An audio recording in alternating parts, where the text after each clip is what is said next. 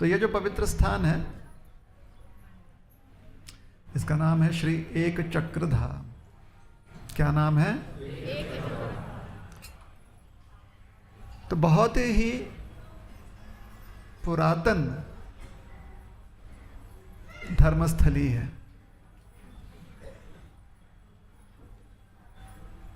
इसका स्थान का उल्लेख श्री महाभारत में भी किया गया।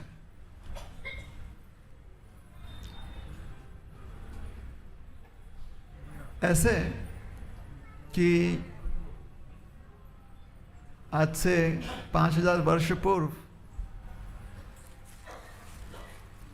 जब हस्तिनापुर पर कुरुवंश का साम्राज्य था,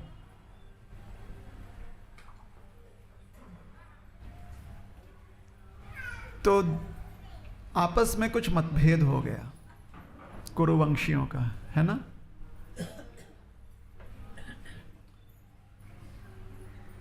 एक तरफ थे कौरव, एक तरफ थे पांडव। मतभेद हो गया।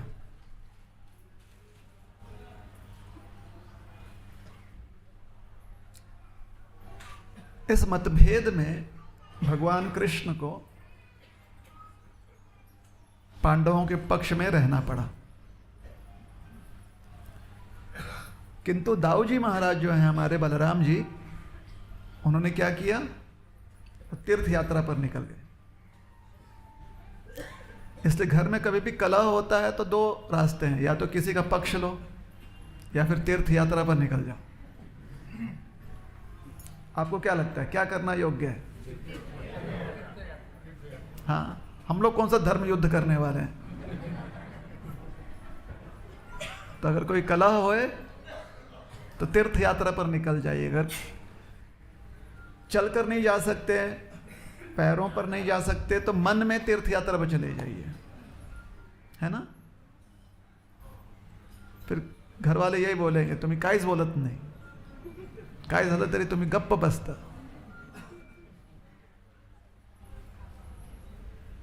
तो दाऊजी महाराज हमारे तीर्थ यात्रा पर निकल गए। अब ये मान्यता है, इसके बारे में हम कोई आपको पौराणिक प्रमाण नहीं दे सकते, लेकिन मान्यता है कि जब युद्ध हुआ, कितने दिन का युद्ध था? 18 दिन का युद्ध था ना। तो पहले 11 दिन तो हमारे भीष्म देव जो हैं उन्होंने युद्ध किया। फिर 11वें दिन उन भीष्मदेव धाराशाही हो गए। बात सही है? तो उसके पूर्व भीष्म जी ने इतना तबाही मचा दिया था कि पांडवों की तरफ से कोई भी उनका सामना नहीं कर पा रहा था।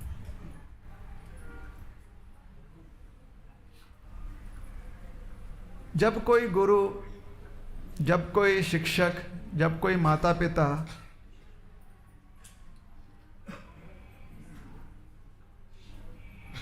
अपने कृपा पात्र को ठीक से कार्य नहीं करते हुए या ठीक से कार्य नहीं कर रहा है ये देख लेते हैं, तो उन्हें स्वयं फिर वो कार्य करने पर वो मजबूर हो जाते हैं।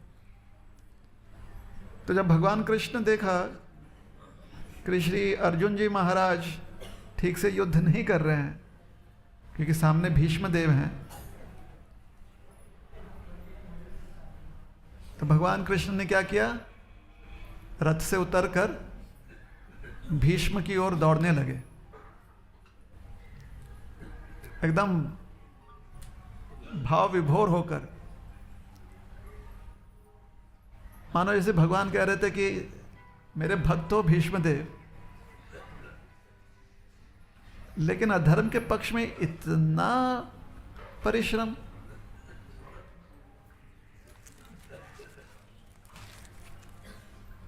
तो कभी कभी भगवान जब देखते हैं कि उनके भक्त बहुत गलत राह पर चल देते हैं ना,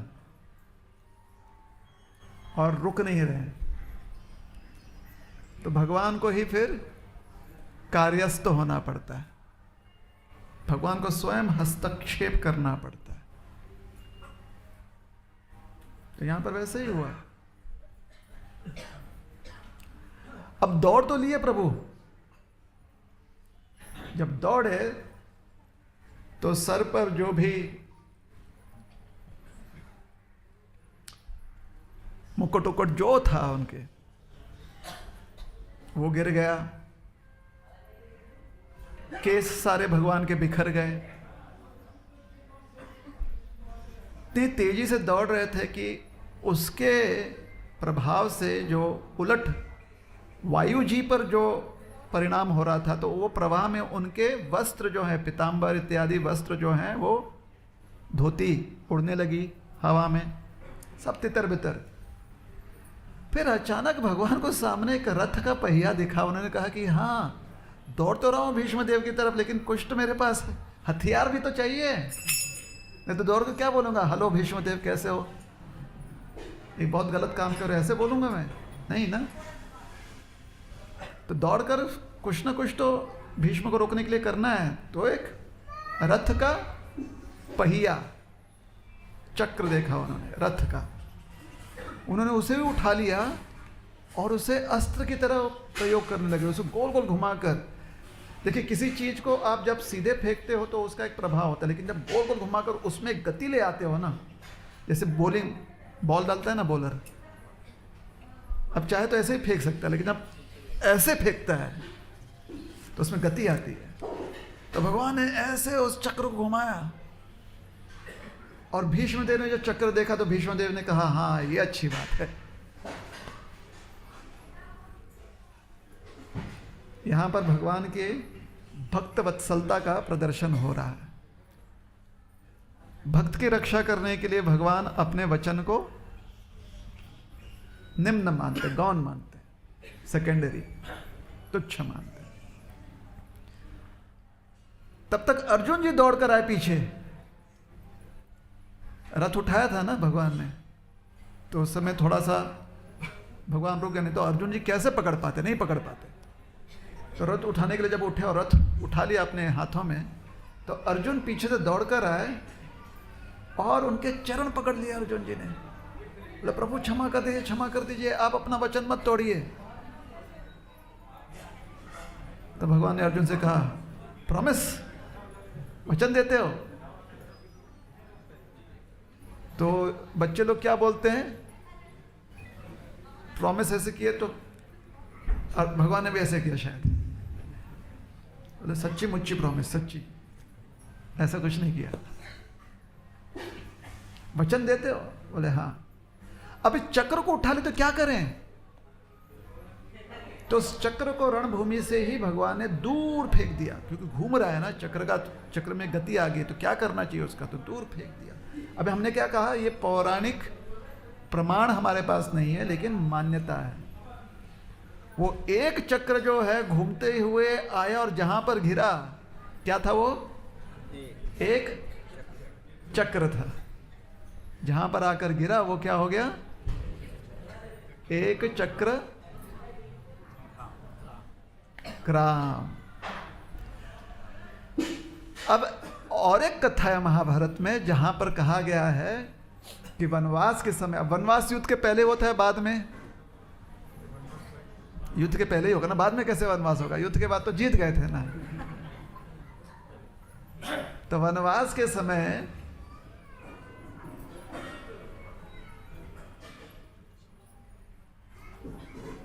पांडव जब अज्ञात रूप में भ्रमण कर रहे थे, और अज्ञात रूप में भ्रमण करने का कारण यह था कि लाक्षागृह में पांडवों का अंत हो गया। ये जो खेल उन्होंने खेला था 64 का, वो वाला वनवास नहीं, उसके पूर्व का है। सबको ये बात समझ में आ रही है? लाक्षागृह में जब पांडव जलकर भस्म हो गए हैं, पांडवों का अंत हो गया है, ये समाचार चारों तरफ फैल गया था। तो विदुर जी ने पांडवों के बचाव के लिए एक युक्ति बनाई थी कि लाक्षागृह से लेकर गंगा के तट तक उन्होंने क्या बनाया? सुरंग,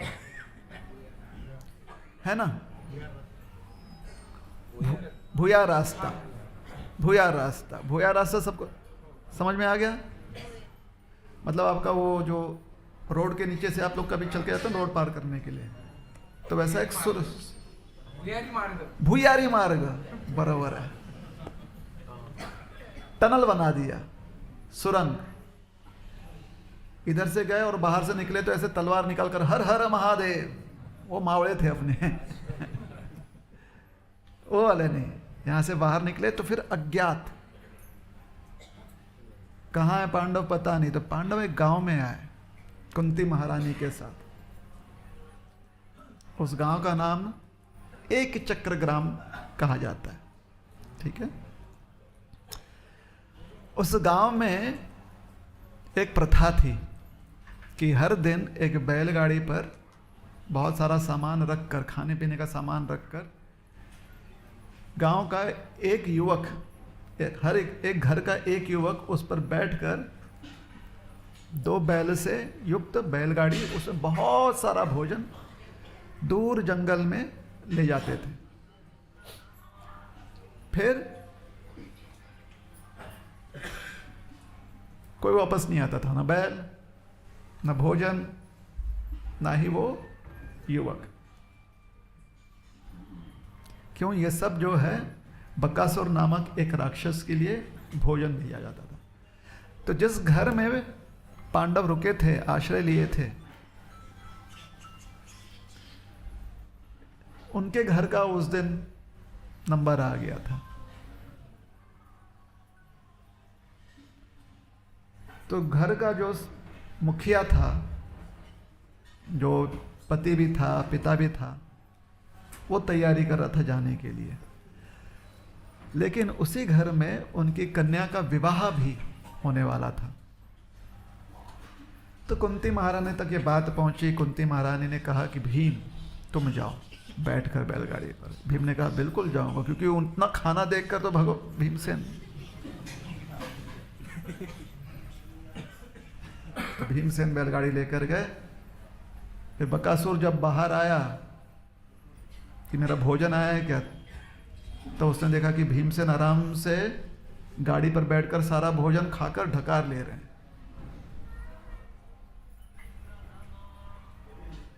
वो भीमसेन को पीटने आया, उसे गुस्सा आ गया था। अक्सर जो भी आता था उसको खा जाता था, लेकिन इसको इतना गुस्सा है पहले पीटूंगा फिर खाऊंगा। तो पीटने आया बकासुर। तो भीमसेन ने भी उल्टा पीट दिया उसको। अब दोनों ताकतवर है, थोड़ा समय लगता है ना पिटाई में। तब तक कुंती महारानी को आया टेंशन। उन्होंने कहा अर्जुन पता नहीं भीम के साथ क्या हो रहा है, इतना देरी तो कभी होती नहीं, जाकर थोड़ा अपने भाई की रक्षा करो। तो अर्जुन जी पहुंचे तेजी से, पहुंच गए अर्जुन जी तेजी से। दूर से उन्होंने देखा कि दोनों में युद्ध हो रहा है। अर्जुन जी को अचानक अपने भाई के प्रति जो उनका मोह है वो उन पर छा गया। उन्हें लगा कि मेरे भाई को मदद है करनी है, इस राक्षस का अंत करना है। अर्जुन जी ने अपने एक बाण निकाला। मराठीत काय म्हणतो त्याला आपण?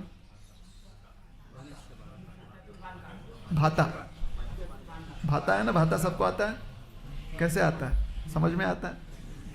अपने भाता में से एक बाण निकाला, वो था नागपाश।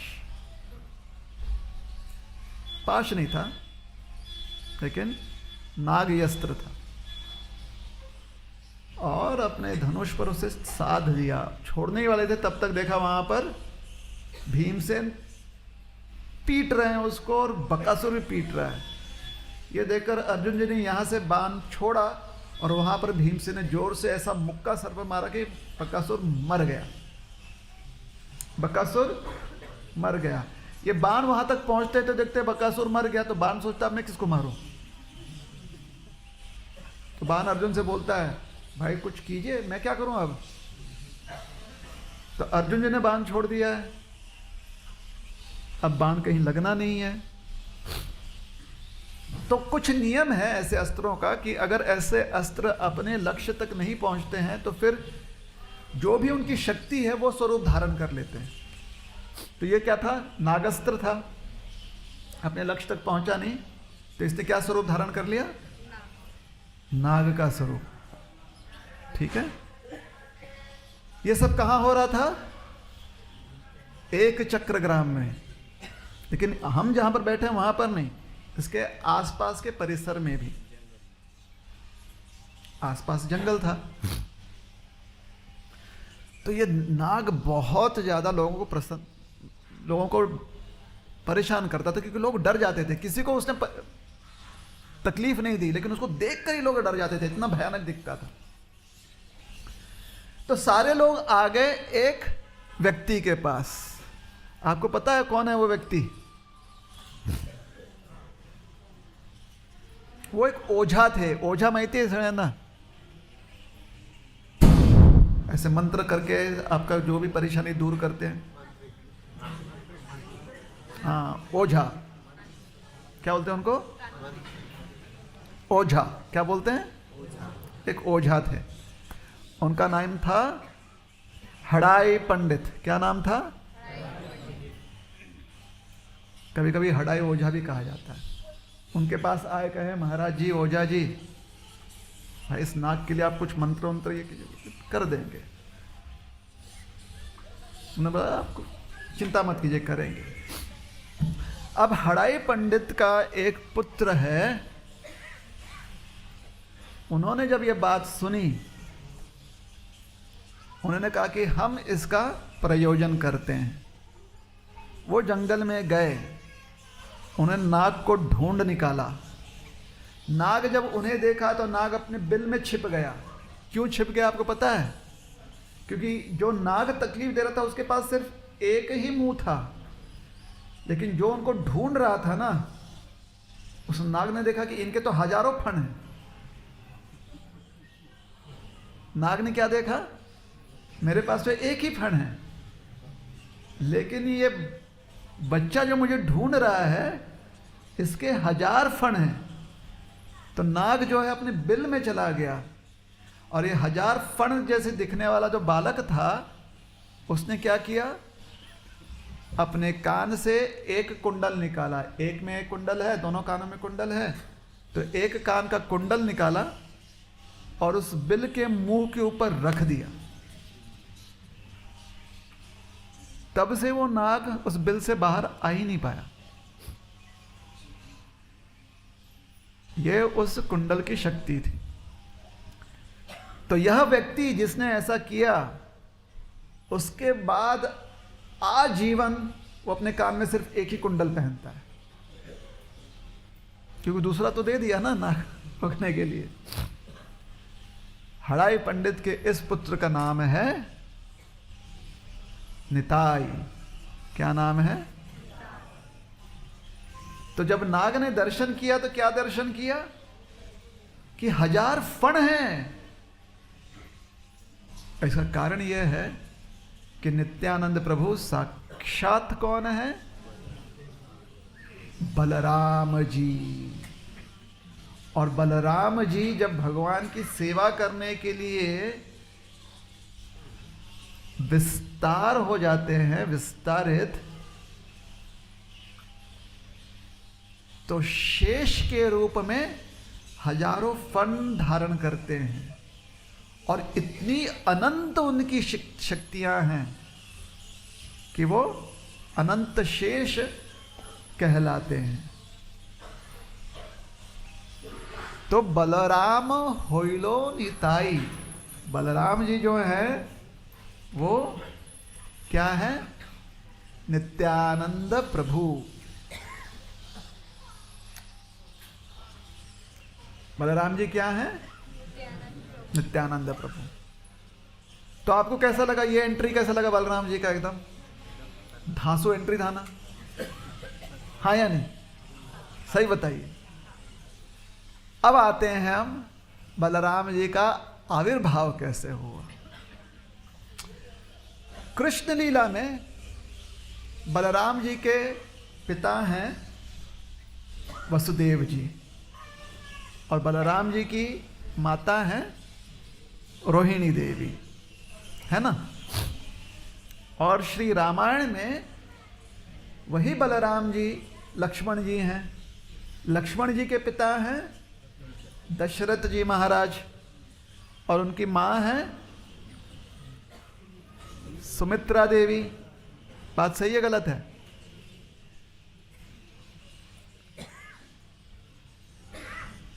तो जब बलराम जी का यहाँ पर आविर्भाव होना था तो दशरथ जी महाराज की इच्छा हो गई कि हम ही बलराम जी के पिता के रूप में आएंगे। वसुदेव जी की भी इच्छा हो गई कि हम बलराम जी के पिता हैं तो हम यहाँ पर पिता बनकर आएंगे। वैसे ही माँ जो है रोहिणी देवी और सुमित्रा मैया दोनों का विचार था कि हम माँ बनकर आएंगे। तो हुआ ये कि बलराम जी ने कहा कि आप दोनों का शक्ति वेश होगा, यहाँ पर आप दोनों जो हो हमारे माता और पिता के रूप में प्रकट हो गए। तो बलराम जी की माँ है पद्मावती देवी, क्या है, और पिताजी का नाम है हडाई पंडित। बहुत वर्षों, विवाह के बहुत वर्षों उपरांत उन्हें संतान प्राप्त हुई थी। इसलिए जैसे दशरथ महाराज को बहुत वर्षों बाद जो है संतान प्राप्ति हुई या नहीं हुई? बहुत वर्षों बाद ना। वसुदेव जी को भी बहुत वर्षों बाद संतान प्राप्ति हुई, नंद बाबा को भी बहुत वर्षों बाद संतान प्राप्ति हुई। वैसे ही हडाई पंडित को खूब वर्ष निकल गए थे, आधी उम्र हो गई थी उनकी, तो उन्हें संतान प्राप्ति हो गई। इसलिए दोनों के दोनों जो हैं अपने पुत्र से बड़ा स्नेह करते थे। हम जहां पर जाकर जमुना जी का दर्शन कर कर आए, सबने दर्शन किया जमुना जी का? यहीं पे बगल में इन झाड़ियों में।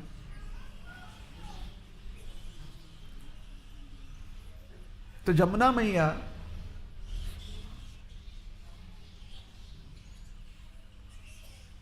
अपने तट पर महादेव जी को भी स्थान देती हैं। यहाँ पर एक महादेव जी हैं जिनका नाम है मोडेश्वर महादेव जी, कभी कभी बनखंडेश्वर महादेव जी उन्हें कहा जाता है। तो हडाई पंडित जी जो है उनकी बहुत आराधना करते थे कि हमें पुत्र के रूप में बलराम जी प्राप्त हो जाए। उनका सहज प्रेम था बलराम जी से या लक्ष्मण जैसे। तो जब नित्यानंद प्रभु यहाँ पर प्रकट हुए तो महादेव जी इतना प्रसन्न हो गए कि महादेव जी जोर से गरजने लगे, गर्जना करने लगे महादेव जी। और उनकी गर्जना जाकर पहुंची शांतिपुर। शांतिपुर में सदाशिव हैं, महाविष्णु सदाशिव। कल हम जाकर आए ना शांतिपुर, वहां पर अद्वैत आचार्य। तो उनकी गर्जना अद्वैत आचार्य के कानों पर पड़ गई और अद्वैत आचार्य को समझ में आ गया कि नित्यानंद प्रभु प्रकट हो चुके हैं और अब बहुत जल्दी गौरांग महाप्रभु भी प्रकट होंगे। तो और तीव्रता से वो अपने शालिग्राम शिला की सेवा करने लगे।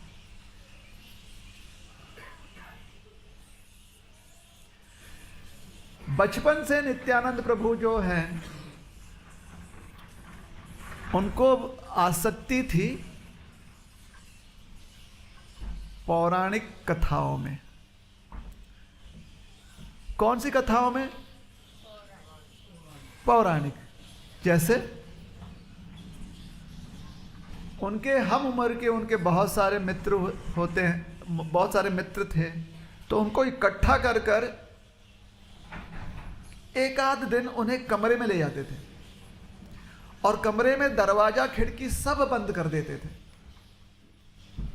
और फिर एक बच्चा से कहते थे चलो ये चादर ओढ़ लो, तुम हो देवकी। दूसरे से कहते थे तुम यहां पर बैठो, हाथ में जो है रस्सी बांध लो, तुम हो वसुदेव। और खुद बन जाते थे कृष्ण। बोलते थे अब मेरा जन्म हो रहा है, और किसी एक को बनाते थे कंस। फिर उसको बोलते थे आकर डराओ देवकी और वसुदेव को, वो आकर डराता था। फिर वो देवकी से बोलते थे प्रार्थना करो,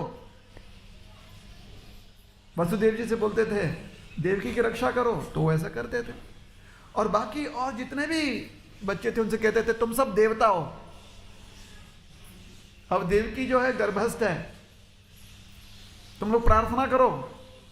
तो सारे बच्चे प्रार्थना करने लगते थे, हे कृष्ण, हे करुणा सिंधु। अब बाहर से माता पिता आकर खटखटाते थे, बेटा क्या चल रहा है अंदर? तो अंदर तो सब कोई मग्न है, कोई प्रार्थना कर रहा है, कोई देवकी मैया जो है उसकी रक्षा कर रहा है, कोई कंस बनकर डांट रहा है, किसी को कुछ सुनाई नहीं देती बात। तो दरवाजा खोलकर जब देखते तो देखकर स्तब्ध रह जाते कि हमारे बच्चे ये नाटक कहां से सीख कर रहे हैं। इतना सुंदर रूप से उसे व्यक्त करते कि बड़े पूरी तरह से मुग्ध रह जाते। फिर किसी दिन नित्यानंद प्रभु सारे बच्चों को लेकर चले जाते खेतों में, और सबसे कहते एक एक रस हाथ में काठी उठा लो। सब काठी उठा लेते, तो चलो हम लोग इस वन में जाएंगे। वन होता नहीं, छोटा सा बगीचा होता। वहां पर जाकर एक वृक्ष को जोर से पकड़कर हिलाने लगते। वो वृक्ष क्या होता? ताल वृक्ष। तब तक कुछ बच्चों को कहते तुम लोग सब जो हो गधे हो। क्या हो? गधे, गाढ़ो। जब मैं ऐसे वृक्ष हिलाऊंगा तुम लोग दौड़ते हुए आना, और तुम में से एक खास गधा है, आम खास। क्यों? तुमने आकर सीधा मुझ पर आक्रमण करना है कि मेरी हिम्मत कैसे हुई इस वृक्ष को हिलाने की और इस पे से फल गिराने की। तो ऐसा ही हुआ, वृक्ष हिलाने लगे। कुछ गधे, मतलब बच्चे गधे जो थे वो दौड़ते हुए आए, और एक उसमें से बच्चा सीधा आकर नित्यानंद प्रभु को पकड़कर दबोचने लगा। नित्यानंद प्रभु ने उसको उल्टा पकड़ा पैरों से, ऐसे उल्टा कर और घुमाने लगा। बोला अरे क्या कर रहे हो, मुझे नीचे उतारो, नीचे उतारो। बोले नहीं, तू धेनु का सुर है। उसने कहा प्रभु मैं नीचे उतरता हूं, मैं आपके हाथ में लकड़ी का एक इतना बड़ा टुकड़ा, तो उसको धेनु का सुर बनाकर जो करना है करो। तो धेनु का सुर को हाथ में उठाकर गोल गोल घुमाकर फेंक दिया एक वृक्ष पर। उस वृक्ष से भी सारे फल नीचे गिर गए। ये सारे फल क्या थे? ताल फल थे। और इस प्रकार से उन्होंने कहा ये वन जो है ताल वन है। फिर एक बार इसी यमुना नदी में सारे बच्चों को ले गए और कहा तुम लोग सब तट पे रुको। एक बच्चे से कहा तू टोकरी उठा ले और इस पार से उस पार जा, और उसके अंदर दूसरे बच्चे को रख दिया। बोला इसको गिराना मत, नीचे पानी है।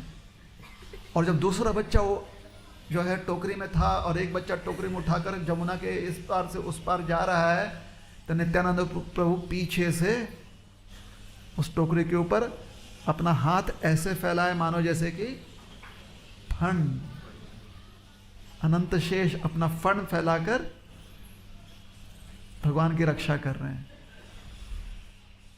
तो बाकी बच्चे बैठकर देख रहे हैं। तब तक नित्यानंद प्रभु ने कहा सबको, अरे पानी उछालो हमारे ऊपर, बारिश हो रही है।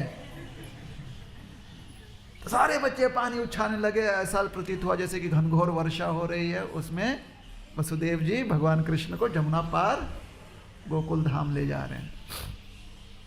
एक बार सारे बच्चों को यहां पर इकट्ठा किया जमुना जी में ही। और लकड़ियां लेकर आओ। तो कितनी बड़ी चाहिए? बोले छोटे छोटे छोटे छोटे पत्थर भी लेकर आओ। बोले जमुना जी में अभी इनसे तैराना है हमने, और तैरा कर हमने एक पुल बनाना है। क्यों? हम लोग जा रहे हैं लंका, और हम सब क्या हैं? वानर सेना, लंका जाएंगे। सारे बच्चे खुश हो गए, सबने लकड़ियों से का पुल बनाया, पत्थर भी डाल के पुल बनाया, उसके ऊपर से चलने लगे। आसपास के गांव वाले चिल्ला रहे, अरे डूब जाओगे डूब जाओगे डूब जाओगे। बच्चे बोले कोई नहीं डूबता। सब इस पार से उस पार चले गए। हम लंका पहुंच गए, हम लंका पहुंच गए, राम की सेना लंका पहुंच गई। ये सारा खेल होते देखकर गांव वाले सोच रहे थे कि हमारे यहां पर किसने जन्म लिया है, कौन है ये व्यक्ति। कभी कभी कुछ लोग आकर उनसे पूछते थे, बेटा ये कहानी कहां से सीखी तुमने, ये तो हमको भी नहीं पता था।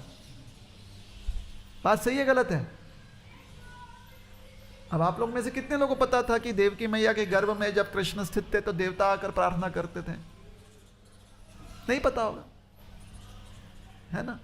नित्यानंद प्रभु को कैसे पता चला? फिर लोग यही विचार कर रहे थे।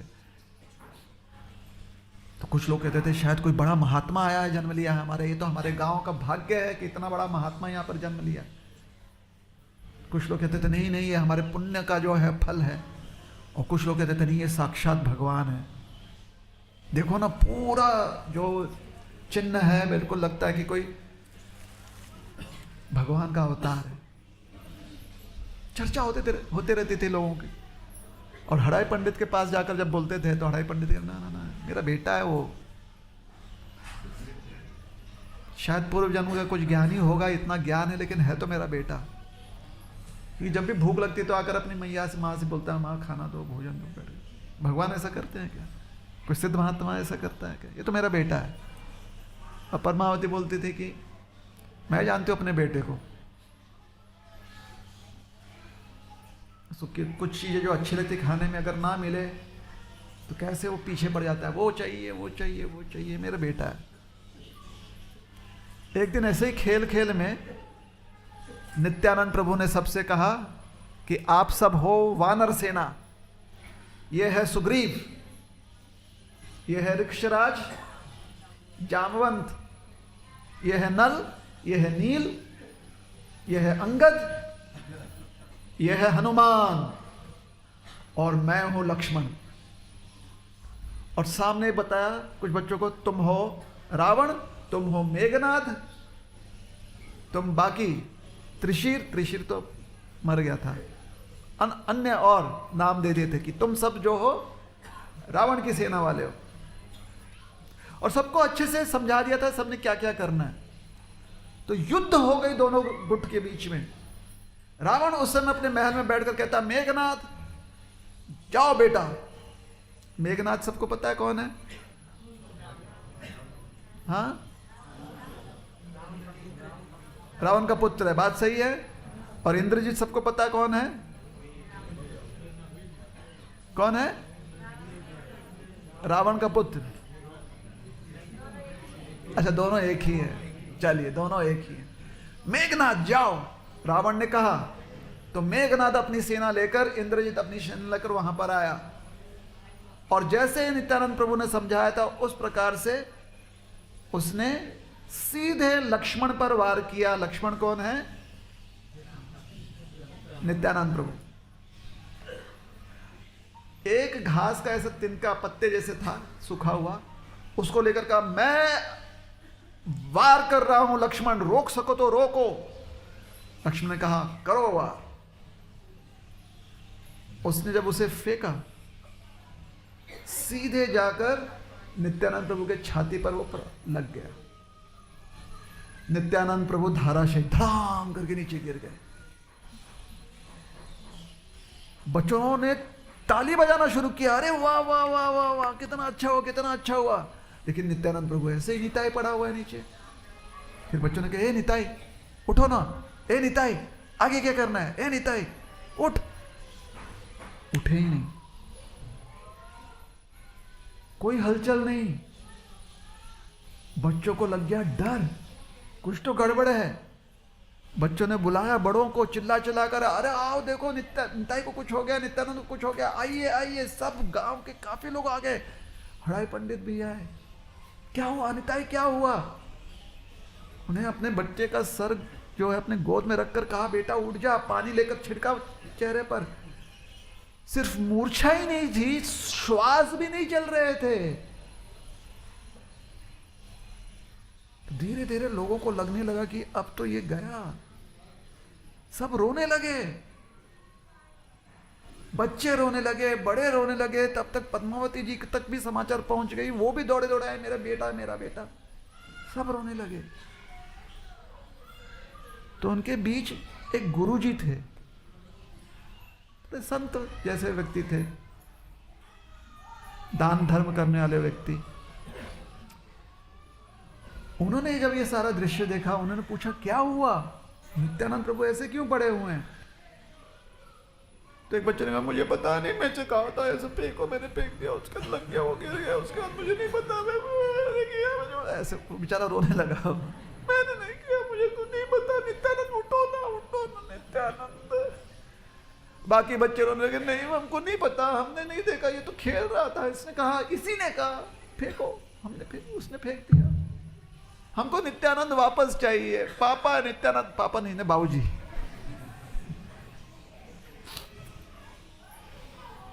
वापस नित्यानंद ले आओ। अब सब सोचे कि क्या हो रहा है। तब इसने, ये जो थोड़े से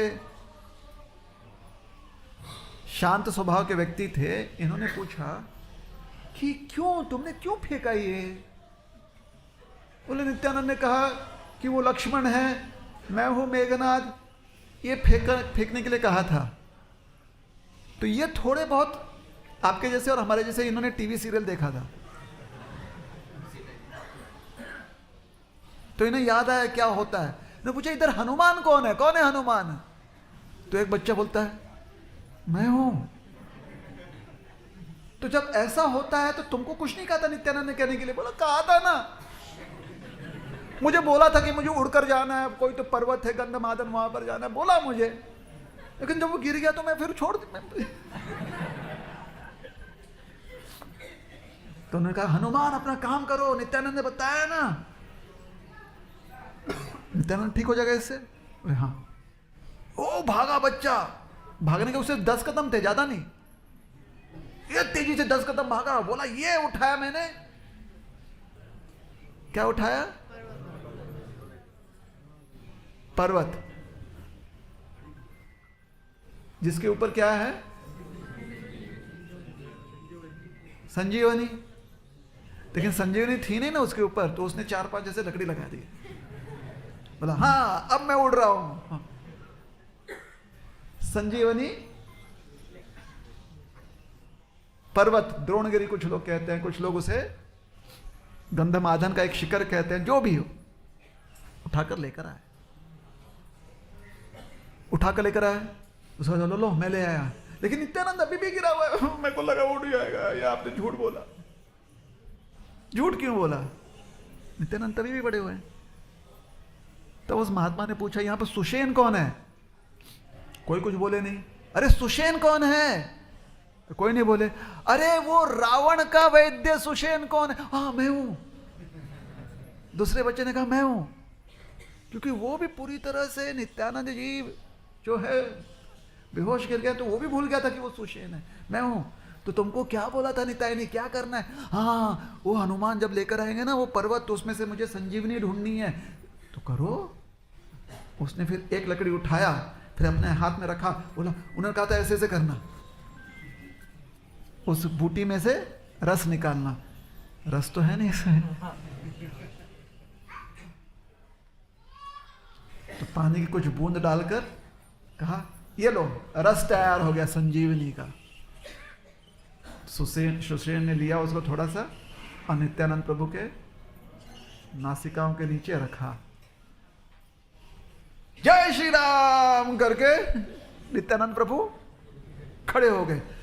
वो खड़े हो गए, बाकी लोग गिर गए नीचे। अरे ये कौन बच्चा है? इसे कैसे पता चलता है कि ये लीलाओं में कितना रस है, कितना भाव है? और इसके साथ रहते रहते हमें भी नहीं ज्ञात था कि हमें भी ऐसी भावनाएं जो हैं जागृत हो सकती हैं। ये बच्चा है कौन? तब तक नित्यानंद प्रभु ने कहा चलो आक्रमण करना है। अरे लोगों ने कहा हो गया आज के दिन, आज के लिए हमारे हृदय ने जितने बार शोक के समुद्र में जितने बार गोताखोरी की है ना, गोताखोरी आज के लिए काफी है।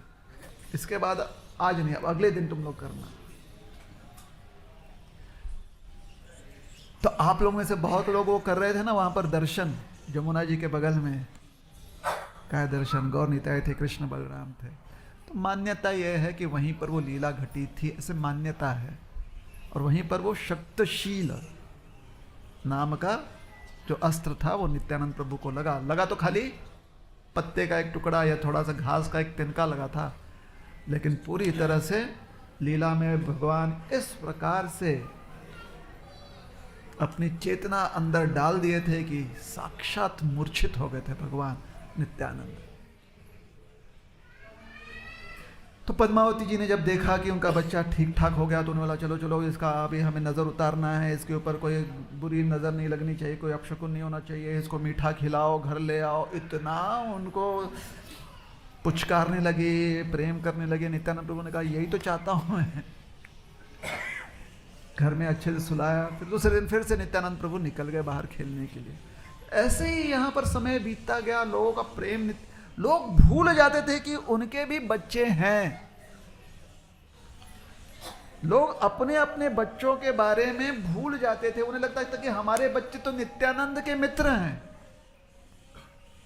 अपने बच्चों का ध्यान इसलिए रखते थे क्योंकि उन्हें लगता था कि ये नित्यानंद के सखा हैं। उनसे कोई पूछता था अच्छा आपके घर में बच्चे हैं? हाँ है ना। क्या नाम है? नित्यानंद सखा। अच्छा, बस एक ही बच्चा है ना? 4 हैं। नाम क्या है? नित्यानंद सखा 1, नित्यानंद सखा 2, नित्यानंद सखा 3, नित्यानंद सखा 4। बच्चों का नाम, उनको ध्यान नित्यानंद प्रभु के नाम के संबंध में ही रहता था। लोग भूल गए थे कि वो कौन है। उन्हें लगता था कि हम नित्यानंद के ही माँ बाप हैं। और इसलिए पूरा गांव जो है हमेशा अपना सारा प्रेम नित्यानंद प्रभु पर ही न्यौछावर करता था। और हमारे नित्यानंद प्रभु क्या करते थे पता है? कभी कभी अपने मित्रों से कहते चलो। बोले कहाँ? अभी रास्ते में आते समय हमने क्या देखा था? बहुत सारे गौठान देखे थे। बहुत सारे गौठान देखे, नहीं देखे? आ रहे थे रोड से चलते हुए। तो यहां पर किस चीज की कमी नहीं होती थी? दूध, दही, मक्खन, घी। तो अपने मित्रों को बोलते थे आज हम किसी के घर में जाते हैं। बोले क्यों? जाते हैं, ठीक है चलो जाते हैं। तो उसके घर में जाते थे और वहां पर जाकर मटकी फोड़ते थे। मटकी नहीं होता तो बोलते थे मटकी ढूंढो। फिर मटकी ढूंढते थे, उसके अंदर माखन रखते थे, उसको फोड़ते थे, फिर माखन खाते थे, दूसरों को भी माखन खिलाते थे। बोलते अब भागो यहां से। जब भागते थे तो घर वाले देखते थे कि भाग रहे, बोलते कहां भाग रहे हो? तो भाग जाते थे वो। तो उनके मित्र पूछते थे नित्यानंद, निताय तुम ये मटकी फोड़ते हो, फिर माखन हमसे माखन खाते हो, हमें भी खवाते हो और फिर भाग जाते हो, ऐसा लगता है कि हम चोरी कर रहे हैं। तो उन्होंने कहा कि बिल्कुल हम चोरी कर रहे हैं ना। क्यों? क्योंकि ये माखन चोरी लीला है। अब ये बात जिनके घर में होती थी उन्हें नहीं समझ में आता था वो कि क्यों कर रहे हैं, क्योंकि सब कुछ तो वैसे भी देने के लिए तैयार है। लेकिन अगर इसको चोरी करने का ही मन है तो उसके बाद बहुत लोग अपने घर में मटकी में माखन रखकर छोड़ देते थे कि ये कब आएगा, चोरी करेगा और भागेगा। और कभी कभी वो चोरी करके भाग जाता था, उन्हें पता नहीं चलता था कि ये चोरी करके भाग गया। उन्हें लगता था कि अभी तक आया नहीं, कब आएगा कब आएगा। अंदर सब ठीक जाकर देखते तो चोरी हो गया और ये चोरी करके भाग गया, लेकिन इसको भागते हुए तो हमने नहीं देखा ना। तो सबको एक हड़ाई पंडित के घर पे आते तो बोलते ओ पद्मावती, अरे सुन तेरा बेटा कितना बड़ा चोर है। आकर मैया से कंप्लेन करते थे। मैया बोलती थी ना ऐसा तो है ही नहीं। और नित्यानंद ऐसे खड़े रहते थे, मैया तू सही है, मैं ऐसा कर सकता हूं क्या?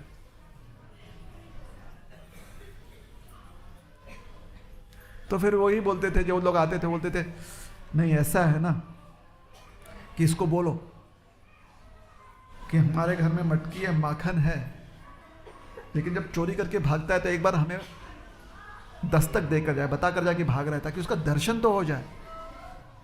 हम यहां पर सिर्फ आए इसका दर्शन करने के लिए, कंप्लेन नहीं करना है, लेकिन उसके बहाने, कंप्लेन करने के बहाने इसके दर्शन हो जाते हैं।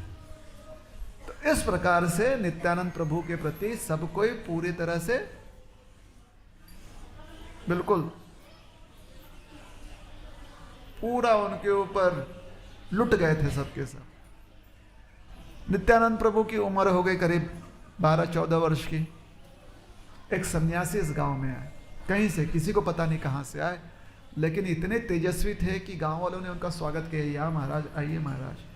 उन्होंने कहा हड़ाई ओझा का घर यहीं पर है ना? बोले हाँ महाराज, अपने रास्ते से सीधे चले जाए, यहाँ पर उनका घर है।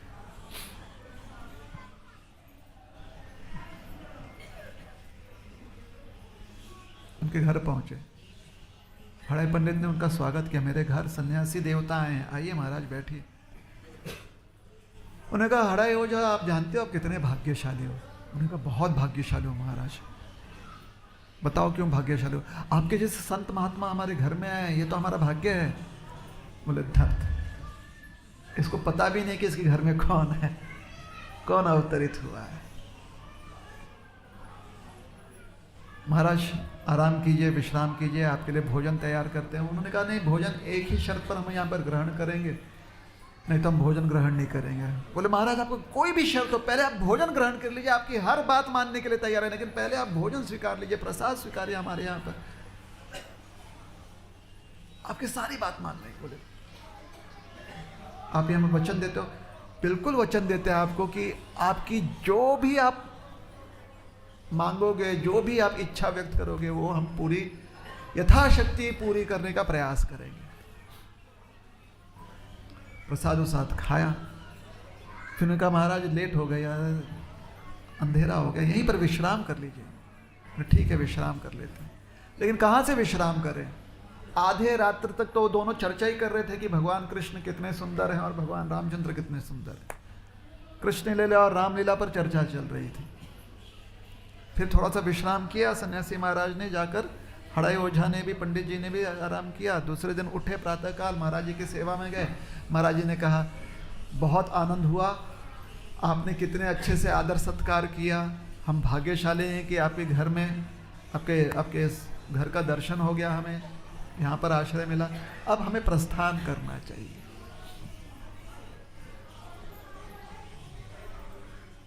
बोले ठीक है महाराज, आपकी कोई सेवा कर सकते तो बताएं। उन्होंने कहा आपने वचन दिया तो वचन पूरा कीजिए। बोले बिल्कुल, क्या वचन? मैं एक सन्यासी हूँ, मेरे उम्र भी हो गई है, कभी कभी बहुत तकलीफ होती है भ्रमण करते हुए, तो एक कोई सेवक मुझे मिल जाए, एक ब्रह्मचारी, तो अच्छा होगा। आप अपने निताय को मेरे साथ भेज दीजिए ब्रह्मचारी के रूप में।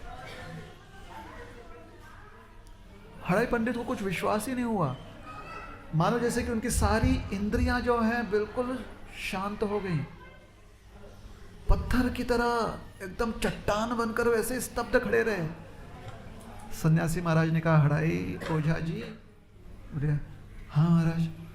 महाराज आप कुछ और ले लीजिए, हमारे प्राण ले लीजिए, लेकिन निताय को मत मांगिए। बोले आपने वचन दिया था। उस समय हड़ाई ओझा को समझ में आया कि दशरथ महाराज की क्या अवस्था हुई होगी जब विश्वामित्र जी राम जी को लेने आए थे। अब वचन दे दिया है। उन्होंने कहा जब तक नित्यानंद की निताय की माँ से नहीं पूछूंगा तो कैसे? महाराज थोड़ा सा माँ से पूछ। बोले बिल्कुल जाइए, पूछ लीजिए अपने धर्म पत्नी से। तो भीतर कमरे में आए, तब तक पद्मावती जी सब कुछ सुन ली थी। पद्मावती जी का सारा शरीर मानो सुन्न हो गया था, आंखों से आंसू बह रहे थे।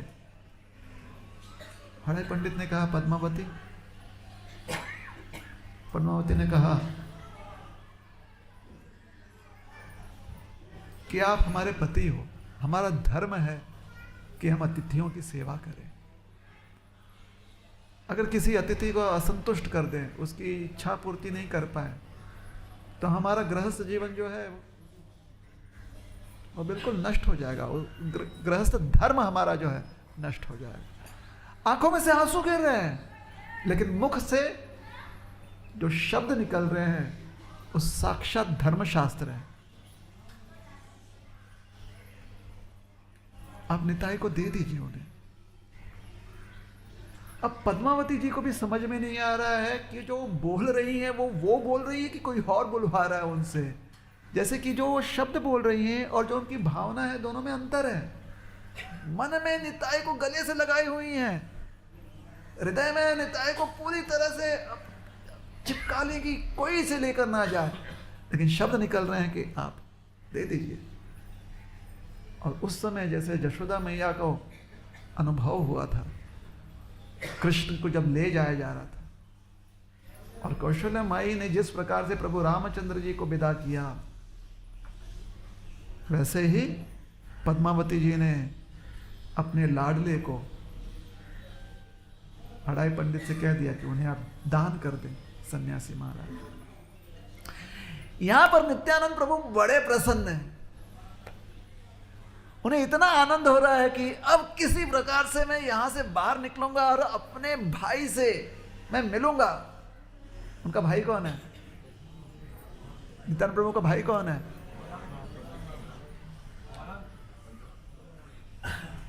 नित्यानंद प्रभु तो साक्षात बलराम जी है ना, तो उनका भाई कौन है? कृष्ण। और कृष्ण किस रूप में प्रकट होने वाले हैं? चैतन्य महाप्रभु, गौरांग महाप्रभु के रूप में। मैं अपने भाई से मिलूंगा, फिर हम दोनों भाई मिलकर जो सबकी टाई टाई फिस करेंगे, सबको जाकर बोलेंगे हरि नाम लो, भगवान का नाम लो, कृष्ण बोलो, कृष्ण माता है, कृष्ण पिता है, सबको जाकर बोलेंगे। और कितना आनंद आएगा। दुनिया भर में सब कोई जो है भगवान कृष्ण का आश्रय लेगा और भगवान का नाम अपने मुख पर रखेगा। हरे कृष्णा कृष्ण कृष्ण हरे हरे, हरे राम राम राम हरे हरे। पद्मावती जी को कहां से प्रेरणा मिल रही है? हड़ाई पंडित कैसे उन्होंने नित्यानंद प्रभु को कहा चलो बेटा मेरे साथ, और उन्होंने दान कर दिया सन्यासी महाराज को। ना तो पद्मावती जी को समझ में आया, ना हड़ाई पंडित को समझ में आया। समझ सिर्फ एक ही व्यक्ति को आ गया, और वो है नित्यानंद प्रभु। देखिए हमारे जीवन में कभी कभी ऐसे प्रसंग आते हैं ना, जहां पर हमें ही समझ में नहीं आता कि ये कार्य हमने कैसे सिद्ध कर दिया, क्योंकि अपने सारे जितनी भी अपेक्षाएं होती हैं उसे हटाकर हम वो कार्य करते हैं। वो कार्य जो होते हैं वो ज्ञान के आधार पर होते हैं। हाँ या नहीं? बात सही है गलत है? अभी इतने दिन में जिन लोगों से हो गया है उनकी चर्चा करें, जिनसे नहीं हुआ है आप लोग बुरा मत मानिएगा। 3-4 दिन से कितने लोगों ने कुछ चीजों को स्पर्श नहीं किया है? भोजन में स्पर्श किया है? कुछ चीजें होती है ना, जैसे नमकीन हो जाए, चिप्स हो जाए, पैकेट वाला, कुछ लोग आप लोग नहीं कर पाए ना, लेकिन मन में अपेक्षा रहती है कि नहीं रहती है? इच्छा तो है, लेकिन यहां पर नहीं कर पा रहे हैं। अब कौन सी शक्ति है जो आपसे ये करवा रहा है? ज्ञान। कौन सी शक्ति करवा रहा है ये? ज्ञान। आप लोगों को ज्ञान मिल गया ना। ज्ञान क्या करता है? ज्ञान आपसे वह कार्य कराता है जो कभी कभी आपके इच्छाओं के बिल्कुल उल्टा होता है, क्योंकि वो आपके लिए लाभदायी है। जैसे यहां पर बैठे हर व्यक्ति जिसने कभी स्कूल में पढ़ाई की है, कितना रो रो के पढ़ाई की है पता है आपको? 10वीं पास किया कि नहीं पास किया? किया पास काफी लोगों ने। 12वीं, और उस समय जब परीक्षा चल रही थी, बाकी जो लोग 12वीं में नहीं थे क्या मस्त खेल रहे थे बाहर। आप क्या विचार करते? एकदा हे संपलं ना मग त्याच्यानंतर घरी येणारच नाही, खेळतच राहणार. आपके जो मित्र हैं जाकर पिक्चर देख रहे थे, आपने क्या सोचा था? अरे तुम लोग अभी देख लो, बाद में जो दिन का 4 शो देखेंगे, अभी पढ़ाई करनी है. किया कि नहीं किया? ऐसे बहुत लोगों ने किया. बात सही है, सही है ना बात? क्यों? क्योंकि किसी ने आपके अंदर ये ज्ञान की पूरी डाल दी, ये ज्ञान का एक मिक्सचर डाल दिया आपके अंदर. उस ज्ञान ने क्या किया? आपकी इच्छाओं को एक तरफ ढकेल दिया और जो आपके लिए योग्य था वो आपसे करवाया. बात सही है? ज्ञान अर्थात गुरुदेव, गुरु महाराज की कृपा. नहीं तो ज्ञान कहां से मिलेगा? गुरु ही तो ज्ञान के पूरी तरह से मूर्ति है. ज्ञान मूर्ति कौन है? ज्ञान स्वरूप कौन है? गुरु है ना. और आदि गुरु हैं बलराम जी. आदि गुरु कौन है? बलराम जी. बलराम जी जो हैं ये साक्षात गुरु तत्व हैं. और ये बलराम जी जब नित्यानंद प्रभु के रूप में प्रेरणा दे पद्मावती जी को, प्रेरणा दे हड़ाई पंडित को, तो क्या कर पाएंगे बेचारे? कुछ कर पाएंगे? कुछ नहीं कर पाएंगे. नित्यानंद प्रभु को दे दिया दान. ओ नित्यानंद प्रभु इतने खुशी खुशी, बाय मॉम, बाय डैड, ऐसा नहीं बोला उन्होंने. उन्हें जाके चरण स्पर्श किया. पहले अपने माँ का चरण स्पर्श किया. माँ ने किस हाथ से आशीर्वाद दिया वो आज तक पद्मावती जी को समझ में नहीं आया. सर पर हाथ रखकर कहा चिरंजीव, आशीर्वाद मिल गया. फिर पिताजी का जाकर चरण स्पर्श किया. पिताजी तो स्तब्ध खड़े हैं. पिताजी का कोई और अंग हिल नहीं रहा है. हड़ाई पंडित का सिर्फ दाहिना हाथ हिलकर आशीर्वाद देता है सर पर रखकर, फिर से दाहिना हाथ ऐसे स्थिर हो जाता है. विजयी भव, आयुष्मान भव. ये निकल गए सन्यासी महाराज के साथ. सन्यासी महाराज के साथ जब गांव से बाहर निकले तब भगवान नित्यानंद प्रभु की जो माया शक्ति है थोड़ी कम हो गई. तब फूट फूट कर पद्मावती जी रोने लगी. फूट फूट कर हड़ाई पंडित रोने लगे. लेकिन आंसू फूटे ही नहीं उनके. पद्मावती जोर जोर से रोने लगी. आसपास जो पड़ोसी थे उन्होंने रोते हुए सुना. ऐसा रुदन कभी नहीं सुना था. वो दौड़ते हुए आगे, क्या हुआ क्या हुआ? उनसे बोला नहीं गया तो वो गई अपने पति के पास कि पूछिए क्या हो रहा है वहां पर. उनके पति जब हैं वो सब आए, हड़ाई पंडित को देख रहे हैं. हड़ाई पंडित जो है एक डाली को पकड़कर, एक वृक्ष के डाली को पकड़कर ऐसे ही सुन्न खड़े हुए हैं. क्या हुआ क्या हुआ क्या हुआ क्या हुआ? हड़ाई पंडित कुछ बोल नहीं पा रहे. एक टक नेत्रों से उस दिशा में देख रहे हैं जिस दिशा में नित्यानंद प्रभु ओझल हो गए थे, दृष्टिगोचर हो गए थे. उस दिशा में देखते रहे. निताई कहां है, निताई कहां है? तब तक पद्मावती जी के मुख से निकला, सन्यासी महाराज लेकर चले गए. पूरा गांव जो दौड़ा उस दिशा में, जिससे जिससे, अरे जो बूढ़ा भी था वो भी किसी प्रकार से दौड़ रहा है, जो लंगड़ा था वो दौड़ने लगा, बच्चे दौड़ने लगे. निताई निताई निताई. इतनी गूंज चारों तरफ पसर गई कि ये गूंज जो है ब्रह्मांड को छेद कर सीधा गोलोक धाम पहुंच गया. वहां पर कृष्ण को यह ध्वनि सुनाई दी. वो समझ गए कि नित्यानंद प्रभु जो हैं अब आगे बढ़ चुके हैं अपने इस अवतार में. गांव का जो हाल हुआ, जो हाल हुआ, ये गांव इतना समृद्ध था, कुछ ही समय में पूरी तरह से गांव जो है बिखर गया. कुछ लोग यहाँ से निकलकर चले गए. जो रह गए वो बस नित्यानंद का नाम लेते हुए, नाम जप करते हुए, बस कब तक प्राण है तब तक नित्यानंद का नाम लेते रहे. निताई निताई निताई निताई.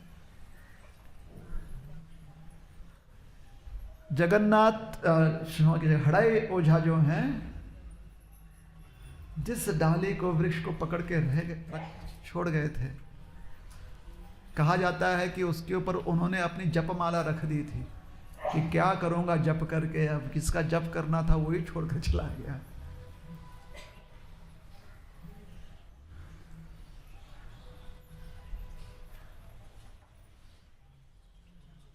आज भी वो वृक्ष वहाँ पर है, उसे माला तला कहते हैं।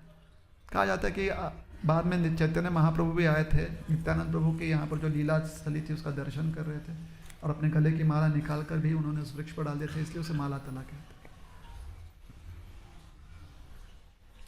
तो जिस प्रकार से ब्रजवासी पूरी तरह से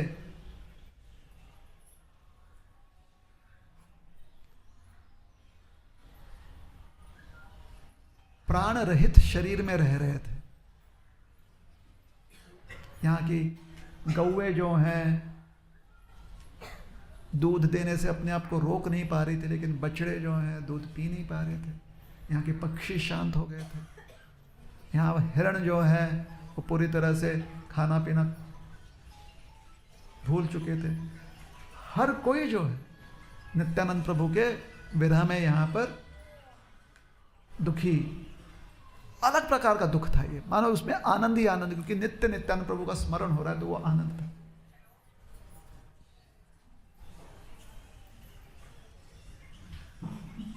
नित्यानंद प्रभु फिर वापस इस गांव नहीं आए जब तक कि वो चैतन्य महाप्रभु से नहीं मिले। कहा जाता है कि चैतन्य महाप्रभु ने उन्हें आदेश दिया था कि जाकर आप गृहस्थ जीवन स्वीकारो और प्रचार करो। तो यहाँ पर जब वो आए तो यहाँ पर यमुना जी में उन्हें एक दिन, जब यमुना जी के तट पर थे यहीं पर और स्नान कर रहे थे और वहाँ पर स्मरण कर रहे थे चैतन्य महाप्रभु का, तो यहाँ पर बहते हुए एक विग्रह उन्हें प्राप्त हुए।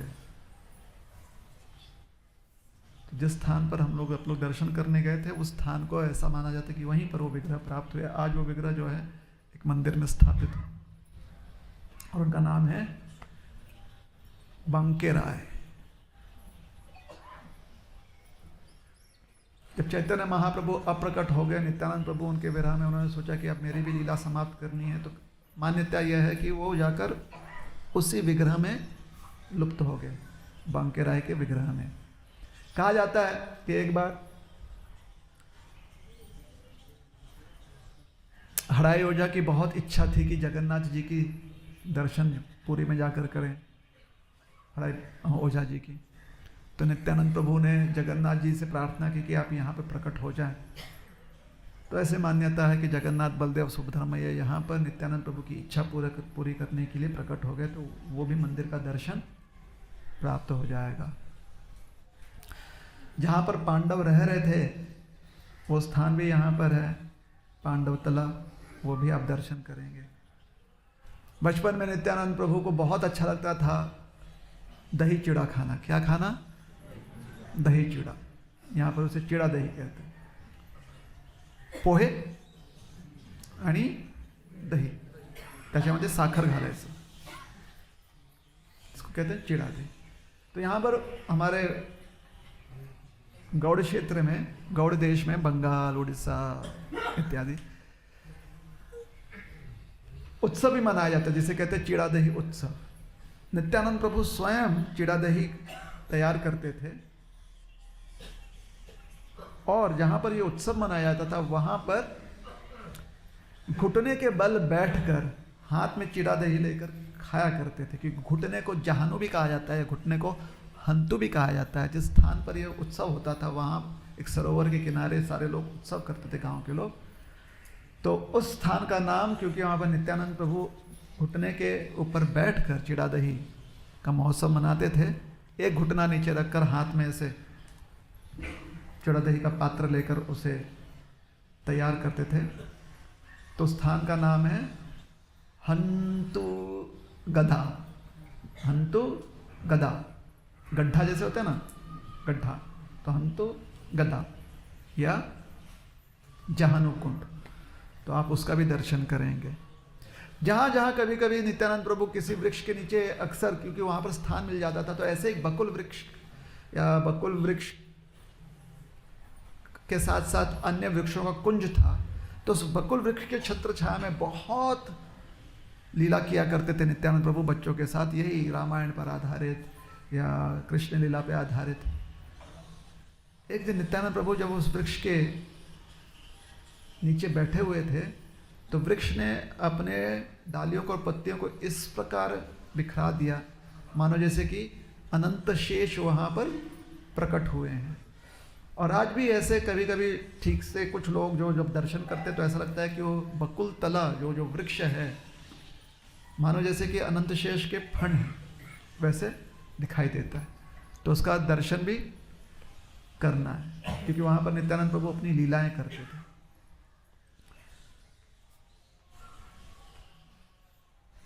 फिर जन्म उपरांत जो क्या उसे कहते हैं, नाड़ी को क्या कहते हैं मराठी में, वो जो नाल नाल हाँ नाल कहते हैं, जन्म नली जो होती है नाड़ है ना, हाँ नारी नारी या नाड़ी भी कहते हैं, नाड़ी ठीक है, जन्म नाड़ी जन्म नाड़, हाँ मराठी में हम लोग नाड़ कहते हैं यहाँ पर। तो उसे काट कर पहले जब हॉस्पिटल नहीं हुआ होता था तो क्या करते थे, कभी कभी उसे जमीन में गाड़ दिया जाता था, माना जाता था कि ये बहुत शुभ है बच्चे के लिए। तो जहाँ पर वो गाड़ा गया है वो स्थान भी यहाँ पर है, नित्यानंद प्रभु के जन्म के बाद उसे गाड़ा गया था, उसे कहते हैं अमरपीठ या शायद नारी नोटा। वो स्थान का भी आप दर्शन करेंगे। पद्मावती जी जहाँ पर नित्यानंद को लेकर स्नान करवाती थी, आज हम जहाँ पर गए थे उसके पीछे ही वो कुंड है, उसका नाम है पद्मावती कुंड, वहाँ पर स्नान करवाती थी। और जहाँ पर नित्यानंद प्रभु को अक्सर जिसका जल पीते थे, या आज भी जहाँ से सेवा के लिए, नित्यानंद प्रभु की सेवा के लिए जन्म स्थान पर जहाँ से जल लिया जाता है उसे कहते हैं निताई कुंड। अगर आप वहाँ पर गए दर्शन किए हैं तो निताई कुंड है। तो ये सारे यहाँ की लीलाएं हैं। नित्यानंद प्रभु ये साक्षात बलराम हैं। बलराम जी हमें शक्ति देते हैं, बुद्धि की शक्ति देते हैं, ज्ञान की शक्ति देते हैं, और इन दोनों के सहयोग से हम आसान से आसान कार्य भी कर लेते हैं और कठिन से कठिन कार्य को भी सुलभ बना लेते हैं, अगर बुद्धि और ज्ञान साथ में प्रयोग हो। तो नित्यानंद प्रभु से हम यही प्रार्थना कर सकते हैं यहाँ पर कि वो हमारे बुद्धि को इतना सक्षम करे और हमें इतना ज्ञान अर्जन करने की हमें भूख उत्पन्न करें, शास्त्र ज्ञान या लौकिक ज्ञान जो भी हो,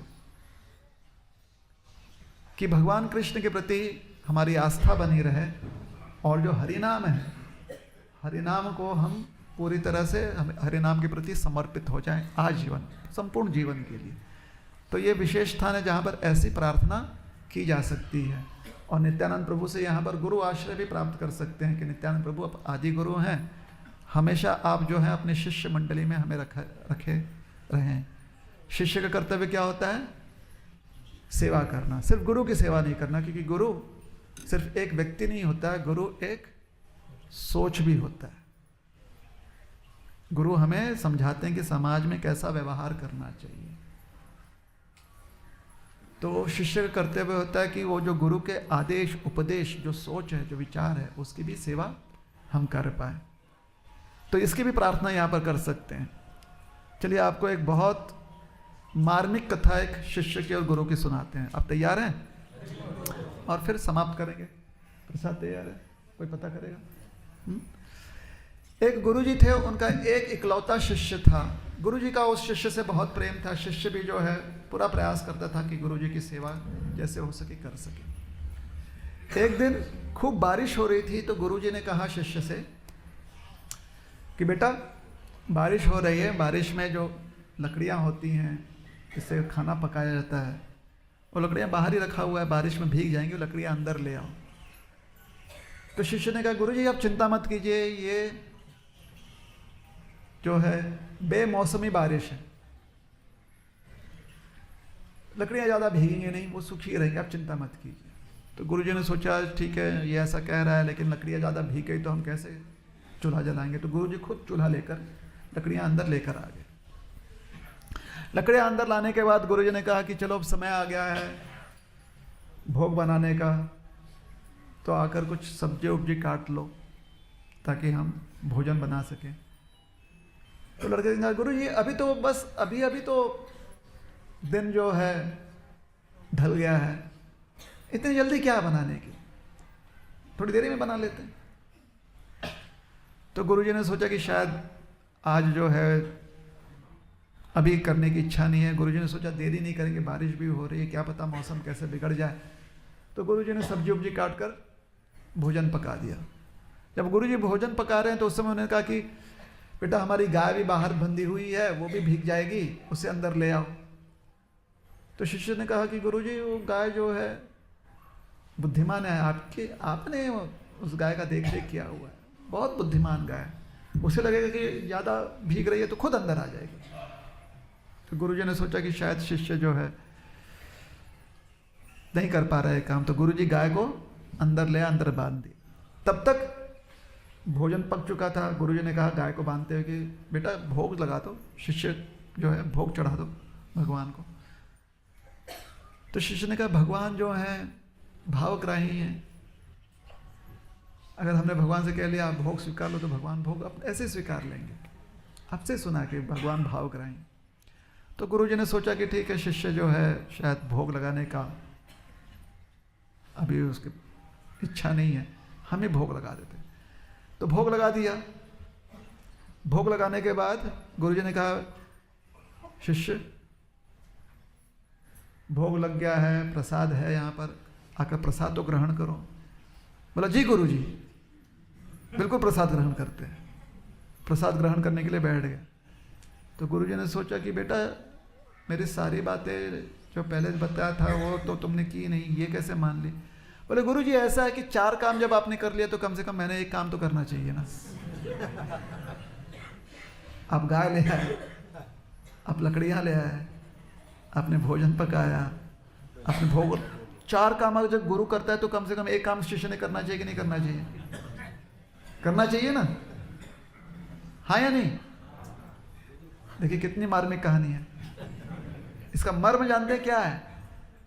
देखिए हमारे गुरुजी ने तपस्या कर ली, हमारे गुरुजी ने प्रकांड ज्ञान प्राप्त कर लिया, हमारे गुरुजी ने उपदेश भी कर लिया, हमारे गुरुजी ने प्रचार भी कर लिया। अब 4 काम वो कर लिया तो कम से कम एक काम हमने करना चाहिए कि नहीं करना चाहिए?